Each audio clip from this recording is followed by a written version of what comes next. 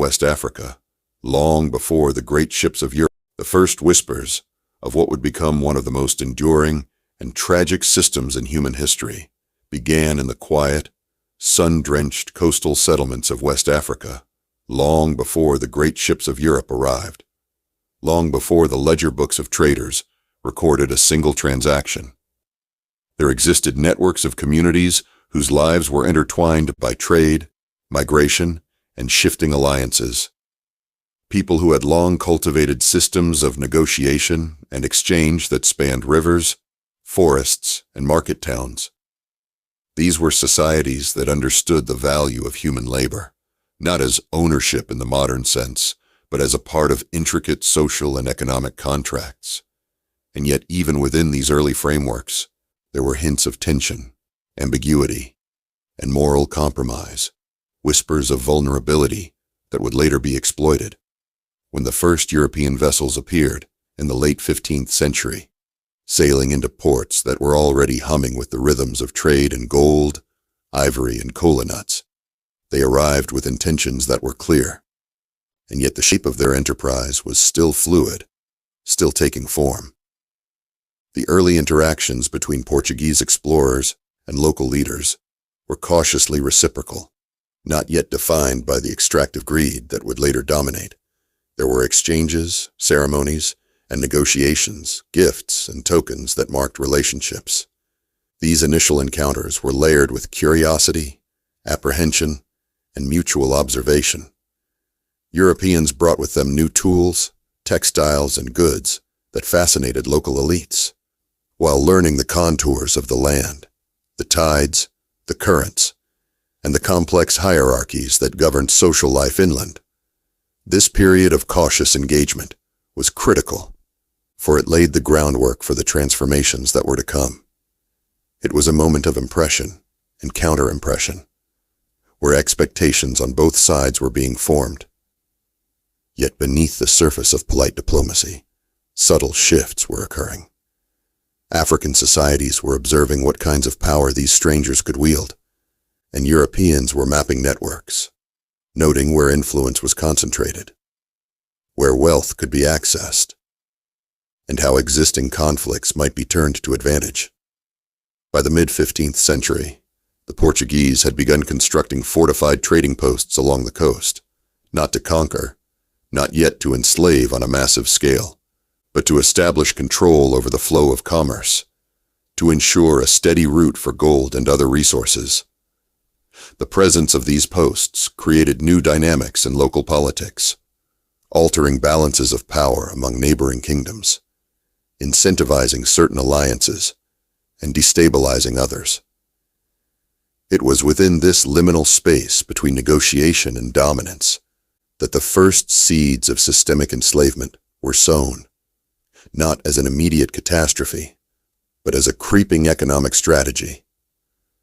The initial captives were often prisoners of war, individuals already caught in the flux of local disputes, whose captivity could be monetized within both African and emerging European markets.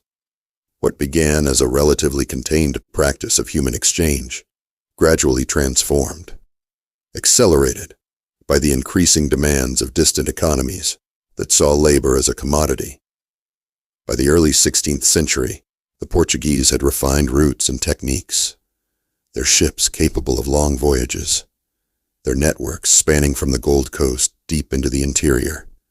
What began as coastal negotiation had extended into hinterlands, where the extraction of human labor became more systematic, not universally condemned, not universally desired, but increasingly normalized as an economic instrument.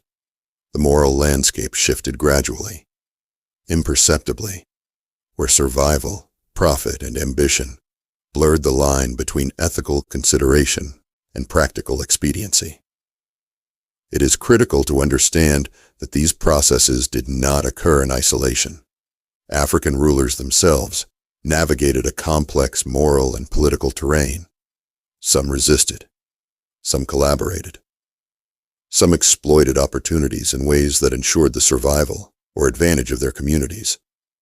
The nuance of these choices is often lost in simplified historical accounts. Yet they illuminate the reality that the slave trade did not emerge from a single actor or culture. It was a multi-layered phenomenon, produced at the intersection of external pressure and internal social dynamics. As European appetite for labor in the Americas grew, these coastal exchanges became gateways to vast transatlantic networks. A single transaction could ripple across continents, altering demographics, economies, and political arrangements in ways that were both immediate and generational. The trade was not merely about the movement of bodies, but about the restructuring of human relations, economic dependencies, and cultural practices. Villages once self-sufficient were drawn into markets they could not control. Power hierarchies shifted as leaders leveraged access to European goods. The incentives of profit reshaped decisions, forging alliances that might not have existed absent this external demand. The psychological consequences were equally profound. Communities learned to navigate mistrust and betrayal under the gaze of commerce. The labor of some became currency, and in this currency, the very definition of personhood was being subtly reconfigured when European powers began to consolidate colonies in the Caribbean and the Americas. The demand for labor intensified, transforming localized human exchanges into systematic trafficking across oceans. The early moral ambiguity gave way to institutional codification. European governments enacted regulations that defined the terms of capture, transport, sale. Local complicity, already present, became entwined with the logistical and political power of empires. What had begun as negotiated survival strategies became part of a global economy predicated on exploitation. And yet, this story is not solely about the oppressors or the victims.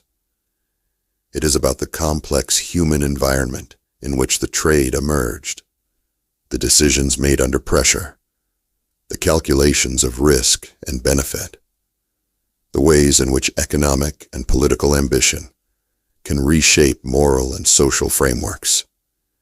Each individual who passed through these networks carried stories, knowledge, skills, and relationships. The erasure of these elements by subsequent historiography has obscured the intricate human tapestry that existed before, during, and after capture. And so, when examining the origins of the slave trade, one cannot reduce it to simple narratives of cruelty. One must consider the economic imperatives, the political strategies, the cultural negotiations, and the psychological pressures that created conditions for its emergence.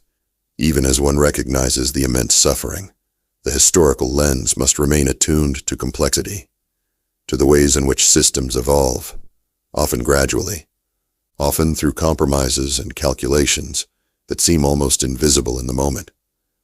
The early coastal forts and trading posts were more than simple warehouses or ports. They were incubators of social transformation, spaces where European and African actors engaged in reciprocal influence, where commerce altered social norms, where the perception of human labor shifted from local obligation to international commodity. These sites became the nodes of a network that would ultimately stretch across the Atlantic, connecting continents, cultures, and economies in ways that reshaped the world. The initial stages of what would become the Atlantic slave trade were not yet defined by the sheer scale and brutality that would later mark its history. Yet the structural foundations were being laid. Foundations that were economic, political, and psychological. The implications of these early transactions reverberated through generations, changing the ways communities measured value, loyalty, and power, and altering the very definition of freedom and servitude within the societies that participated. As trade intensified, both European and African actors developed systems to manage and control the flow of captives. Early contracts, indentures, and forms of coercion evolved. The labor of war captives transitioned into a systematic commodity, and the rituals and practices that had long governed African societies began to be influenced, reshaped, and sometimes overridden by external economic imperatives. It is within this web of influence that the first profound moral contradictions of the transatlantic slave trade emerge. The cognitive dissonance of those involved is palpable.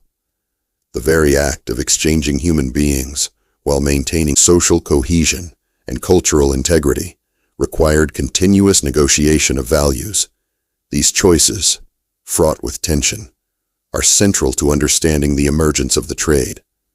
By the mid-16th century, Portuguese influence had expanded, and the Spanish, Dutch, and English began to enter the fray, each bringing with them unique administrative structures, commercial strategies, and imperial ambitions. Competition intensified, driving innovation in transport, trade, and finance. Yet with this intensification came the moral obfuscation of abstraction. Human beings were increasingly counted as units, commodities, rather than individuals with social and cultural significance. The intellectual rationalizations, legal frameworks, and theological justifications that emerged during this period reveal the human capacity for adaptation to morally complex systems. The negotiation of ethics against economic necessity, the ways in which profit can recalibrate social perception. The Portuguese experience along the Gold Coast became a blueprint for other European powers. Their alliances with local elites, their use of fortified ports, and their early strategies of extraction offered a model that would be replicated, adapted, and intensified as new actors entered. Local dynamics shifted. Kingdoms that had once dominated trade now found themselves competing for influence with new European partners.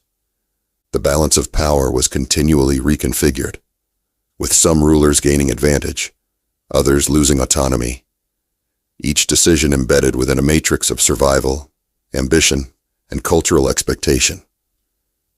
These dynamics illustrate that the slave trade did not erupt in a vacuum. It was the outcome of a series of interlinked social, economic, and political evolutions, a confluence of opportunity, pressure, and human calculation. At its heart lies a paradox: the simultaneous pursuit of survival and profit, the attempt to navigate moral frameworks while engaging in practices that would come to be judged as profoundly unethical. And yet understanding this paradox is essential to grasping the story of the trade's beginnings. The early period also highlights the importance of infrastructure in shaping human behavior. The construction of forts, the establishment of trading posts, the logistics of maritime navigation, and the financial mechanisms of credit and debt were not neutral.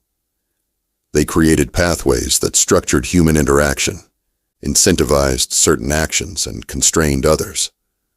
The transatlantic trade was thus the product of both human ambition and technological facilitation. The scale of its eventual horror was made possible by these early logistical and social arrangements. And while historical narratives often focus on the brutal experiences of those transported, to comprehend the origins, one must first understand the environment in which these systems took root. The interactions on the Gold Coast, the strategies of local leaders, the incremental evolution of European maritime capabilities, and the slow moral recalibration that normalized human commodification. The slave trade began not with mass violence, but with negotiation, observation, and adaptation. A process that blurred lines, shifted perceptions, and created systems whose impact would reverberate across centuries. It was born from curiosity, commerce, and conflict, from opportunity and vulnerability, from the merging of diverse worldviews under the pressure of expanding global connections. The individuals and societies who participated did so within structures that incentivized certain choices, punished others, and redefined the meaning of human labor, culture, and social responsibility. These choices were neither uniform nor inevitable, yet they collectively established the framework for what would become one of history's most far-reaching systems of exploitation, as European powers codified trade routes, alliances, and labor systems. African societies navigated both advantage and constraint, moral reflection and economic necessity. The outcomes were neither simple nor predictable, but they set in motion the mechanisms that allowed human beings to be treated as commodities on a scale never before seen. And through this lens, the origins of the slave trade reveal themselves not merely as acts of cruelty, but as complex, multi-layered processes, the product of negotiation, adaptation, ambition, and the subtle interplay of morality and economic pressure. The story is at once a reflection on human resilience, human compromise, and the ways in which systems can evolve to shape the possibilities of human action. The trade's beginnings are as much about the reshaping of societies and moral frameworks as they are about commerce, as much about human psychology and social negotiation as they are about movement of bodies. And understanding this genesis allows us to confront the profound complexity of history, to see the early Atlantic world not as a binary of oppressors and victims, but as a fluid space in which human decisions, ambitions, and vulnerabilities interacted to produce structures whose consequences are still being felt today. The expansion of the slave trade from the coastal forts into the dense and intricate interiors of West Africa was neither sudden nor simplistic. It emerged as a complex interaction of ambition, opportunity, and the subtle pressures of commerce that gradually pulled inland societies into a web of exchanges that were both familiar and unprecedented. European traders, now experienced in maritime navigation and fortified commerce, began to push further, sending envoys and caravans into riverine networks and forested hinterlands, mapping routes, observing social hierarchies, and seeking alliances with leaders whose influence extended far beyond the coastal settlements. These leaders were not passive actors. They possessed deep knowledge of the terrain, sophisticated diplomatic systems, and nuanced strategies for negotiating both conflict and trade. Their decisions were informed by centuries of managing resources, mediating disputes, and maintaining social cohesion. Yet the introduction of European goods, credit systems, and the promise of new wealth created pressures that subtly reconfigured their priorities. As traders penetrated deeper, the first long-distance human transactions began to take shape, not yet at the industrial scale of the later Atlantic trade, but significant enough to set precedents. Captives moved from inland communities to coastal posts, sometimes as part of inter-kingdom exchanges, other times through complex agreements that blurred the lines between coercion, obligation, and profit. The moral terrain of these exchanges was never straightforward. Leaders weighed the survival and prosperity of their communities against the human cost of participation, each decision layered with tension, compromise, and consequence. And as European powers like Portugal, Spain, and later the Dutch and English refined their maritime strategies, the coastal forts became more than mere outposts. They were nodes of intelligence, negotiation, and logistical coordination, sending information inland and receiving not only goods but also human resources.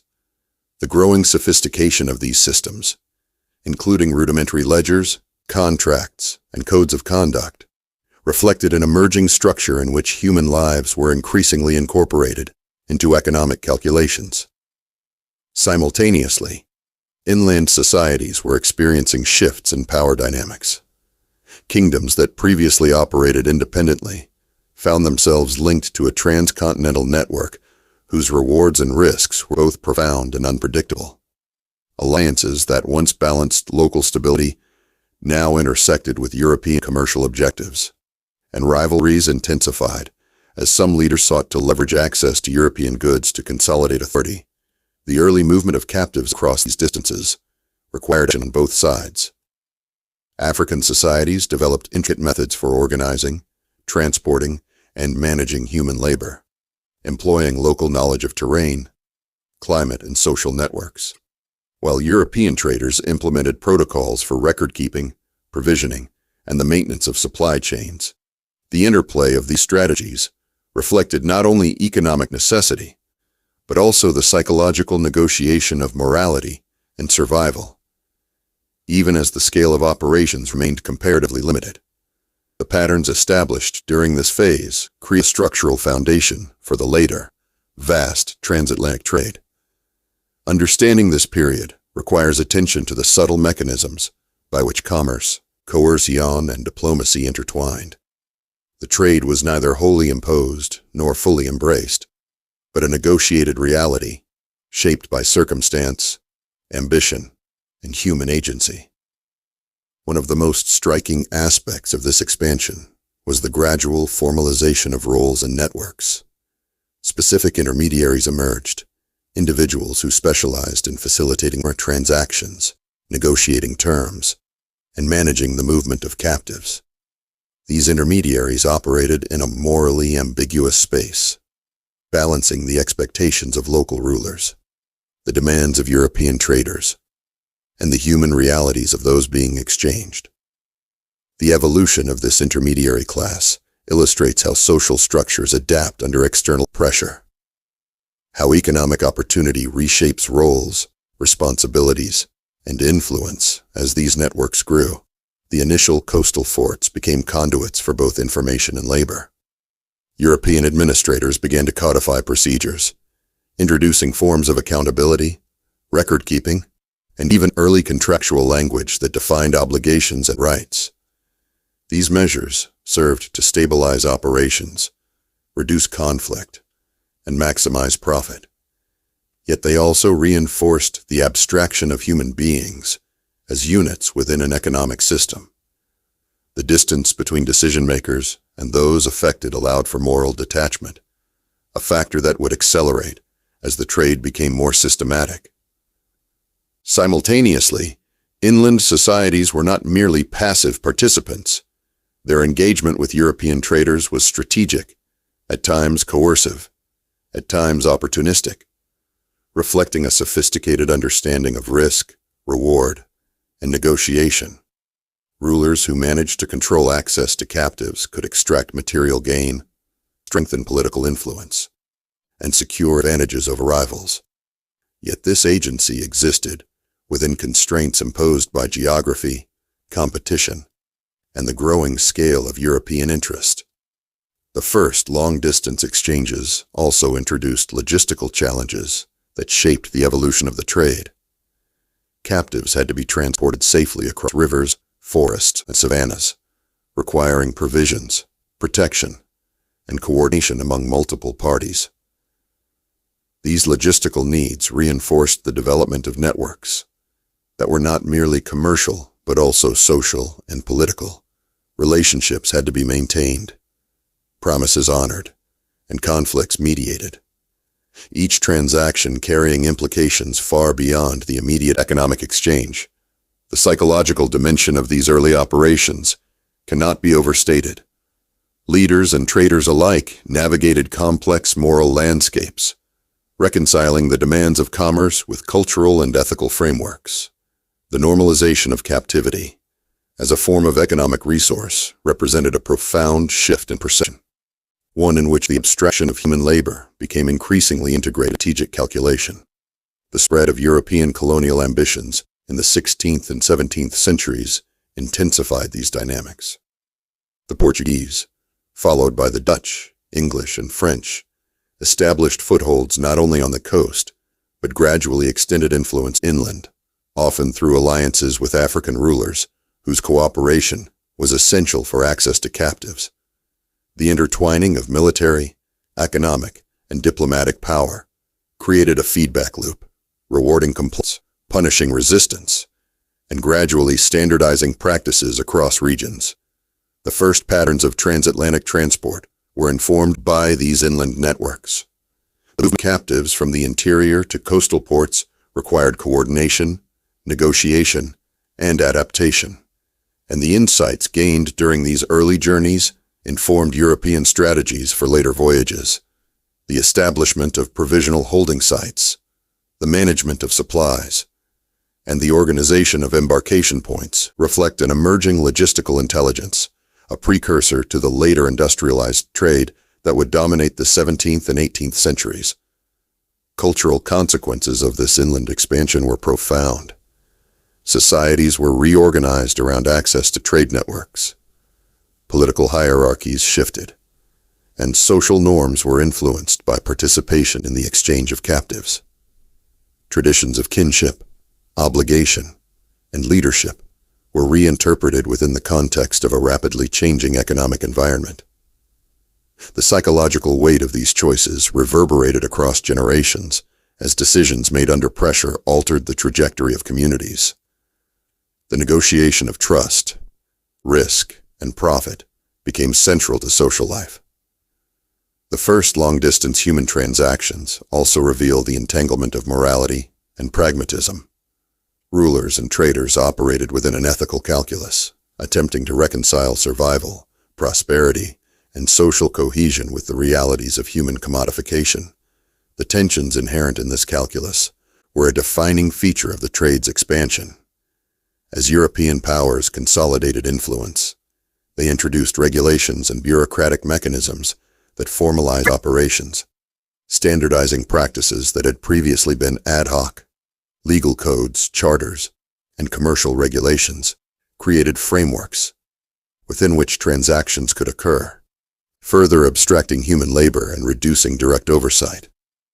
The combination of inland networks, European administrative structures, and logistical innovation created a system capable of scaling to transatlantic proportions.